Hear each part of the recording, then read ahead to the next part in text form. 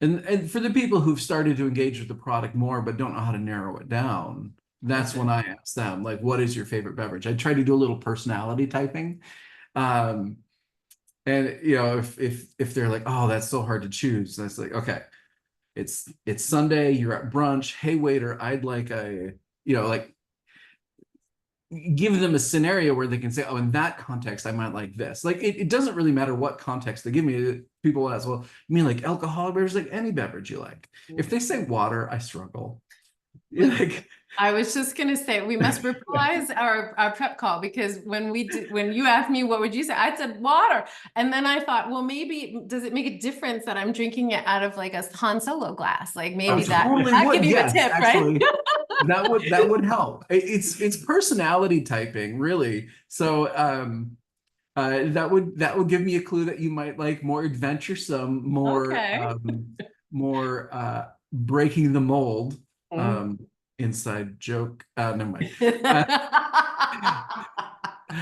I uh, got the joke.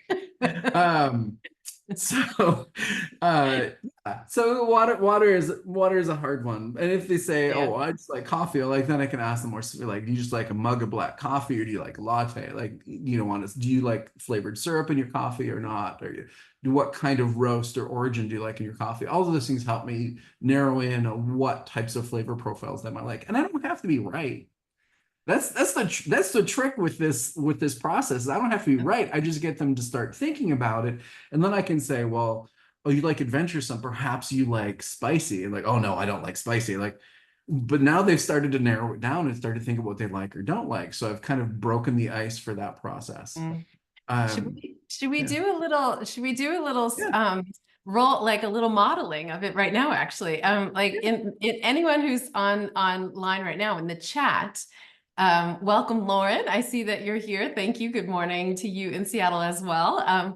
But yeah, anyone who's on the live webinar right now, please just pop something into the chat or even the Q&A. What's on your brunch table? What's the drink on your brunch table? And then we'll have Aaron and Karl tell you what they would recommend to you in the store. So this is obviously a low stakes question for you, because we can't actually deliver you chocolate through the Zoom screen. So please don't be shy. But we'll see if anyone comes through with what's on their brunch table, and then we'll get you to do a live thing. I mean, I think it's a wonderful,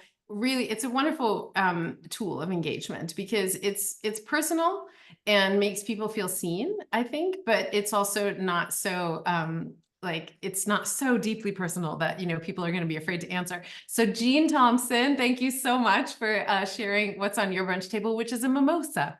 So Aaron and Eh, Karl, what do you eh, recommend to Jean for her brunch pairing? Okay, so the first one that comes to mind is a flavor that was inspired by a chocolate that Christy brought to us from Ghana. Um, it was a white chocolate, but you couldn't tell it was so packed full of spices. It was so flavorful, it blew our minds.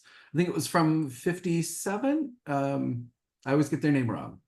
Yes, yes. In fact, I think we might have Kim Addison on this Oh, call with us right cool. now from 57 So Chocolate. we So, were we were so inspired by the Sobolo, oh, the the Sobolo, the concept hibiscus. of that. We jokingly, when people ask what it is, we jokingly say it's like a West African lemonade. It's everybody's mom. Every tribe has their own recipe and their own name for it. We love the fact that this flavor tradition came with the peoples who were forcibly relocated to the Caribbean. They brought their foodways with them. So you have sorrel drink in the Caribbean islands, and moved into Mexico as agua de Jamaica, but with different spices, different flavors. So it's hibiscus, it's pineapple, it's lemon and lime, it's precase, it's mint, it's chilies. There's so many cool things in this. It's so flavorful. So somebody who likes a mimosa might like that. Mm-hmm. We have so many. So Oh, Jean, you've fun. got yours. We have so many So Jean says in the chat, yum. So you've done well. Very, very, very good, Aaron. You've given Jean exactly the right suggestion. And Kim is here from 57. Kim, thank you so much for It joining was us. She so said, good. It thank blew our you. minds. Thank you for the mention of their delicious bar. I have to say I do love that bar. It is quite an extraordinary chocolate, and I'm glad it was inspirational for you. But we've got all kinds of things here, so let's just do one more. This is not a drink. It has a drink in it, but Bill Guyton says baked eggs with specialty coffee. So what is Bill getting with his baked eggs and coffee for his truffle? Well, we do have coffee, and we do have things like black pepper and clove. Those seem like obvious choices. I think you're gonna go. I think you're gonna go more exotic than that. I do. I really do. So the straight up coffee one we love. It's a 1 ounce bar, but if you eat the whole thing, it's equivalent of 16 ounces of black coffee, caffeine wise. It's Whoa. a light roast Ethiopian yogurt from a local roaster. I would actually go nutmeg and chili. It's spicy, it's warm, and I think it would go very well as a combo with both the eggs and the coffee. Sure. And I'd probably go lavender coffee long pepper, which is a blend that we do. Oh yeah. Lavender because it's, you know, a bit floral against the egg and the coffee, but then it has that coffee and that long pepper to warm it up with some spices. I think that might be a nice combo.